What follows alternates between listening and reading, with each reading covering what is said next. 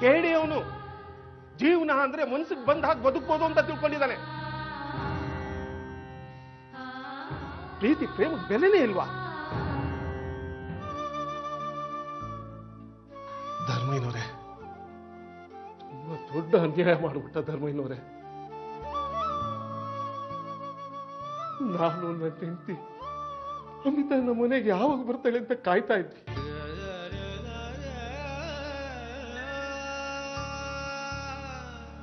ದಿನಕ್ಕೆ 4 ಬಾರಿ ಆದ್ರೂ ಅವಳ ಹೆಸರು ಹೇಳ್ತಾ ಇದ್ವಿ.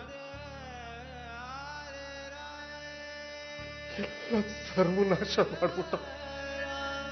ಈ ರೀತಿ ಮಾಡೋ ಬದಲು ಒಂದಿಷ್ಟು ವಿಷಯ ಕೊಟ್ಟಿದ್ರೆ ಚೆನ್ನಾಗಿರ್ತಿತ್ತು.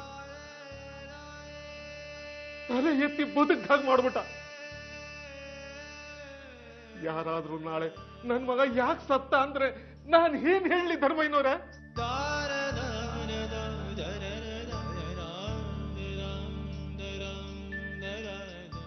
ಒಂದ್ ಹುಡುಗಿನ ಲವ್ ಮಾಡ್ದ, ಇನ್ನೊಂದು ಮದುವೆ ಆದ ಹುಡುಗಿಯನ್ನ ಪ್ರೀತಿಸ್ದ, ಸಮಸ್ಯೆಯನ್ನ ಬಗೆಹರಿಸ್ಕೊಳಕ್ಕಾಗದೆ ಆತ್ಮಹತ್ಯೆ ಮಾಡ್ಕೊಂಡ ಅಂತ ಹೇಳ.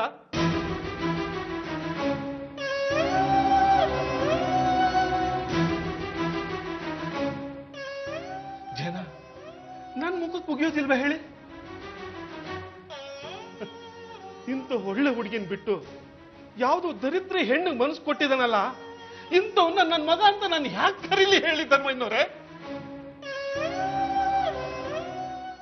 ನನ್ನ ಮಗ ಮಾಡಿದ ತಪ್ಪಿಗೆ ಅವನ ಪರವಾಗಿ ನಾನು ಕ್ಷಮೆ ಕೇಳ್ತೀನಿ.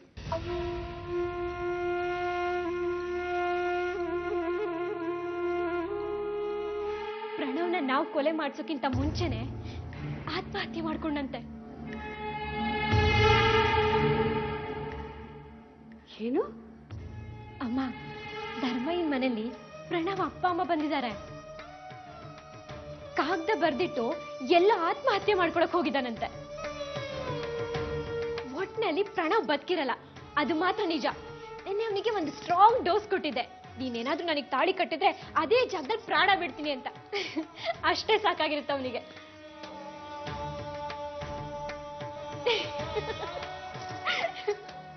ಅವನದು ಹುಚ್ಚು ಪ್ರೀತಿ.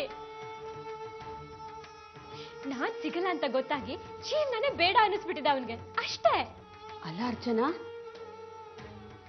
ಕಾಗದದಲ್ಲಿ ನಿನ್ನ ಹೆಸರು ಏನಾದ್ರೂ ಬರ್ದಿದ್ರೆ? ಹಾಗೇನಾದ್ರೂ ಇದ್ದಿದ್ರೆ ನಿಮ್ಮ ಅಣ್ಣ ರೌಡಿ ಧರ್ಮಯ್ಯ ನನ್ನನ್ ಬಿಡ್ತಿದ್ನಾ? ಸುಮ್ನೆ ಇರ್ತಿದ್ನ ಅವನು? ಮನೆ ಒಳಗಡೆ ನುಗ್ಗಿ ನನ್ನನ್ ಕೊಂದೆ ಹಾಕ್ತಿದ್ದ. ಅಮ್ಮ, ಎಲ್ರು ಸುಮ್ನೆ ಅಳ್ತಾ ಇದ್ದಾರೆ. ಸತ್ಯ, ದೇವ್ರು ನಿನ್ನನ್ನ ಬಚಾವ್ ಮಾಡ್ದ.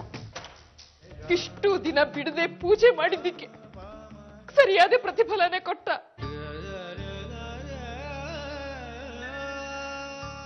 ಉಪವಾಸ, ವ್ರತ, ಪೂಜೆ, ಪುರಸ್ಕಾರ ಎಲ್ಲ ಮಾಡಿ ನನಗೆ ಶಿಕ್ಷೆ ಕೊಟ್ಬಿಟ್ಟ. ದೇವ್ರು ಏನೇ ಮಾಡಿದ್ರು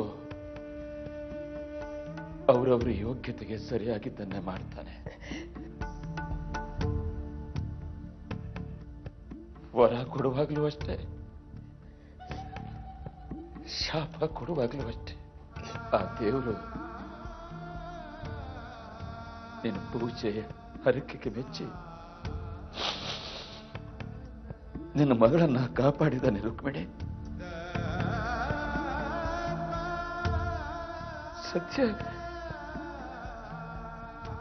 ಅವಳಿಗೆ ವಿಧವೆ ಬಾಳ್ಕೊಳ್ಳಿಲ್ವಲ್ಲ.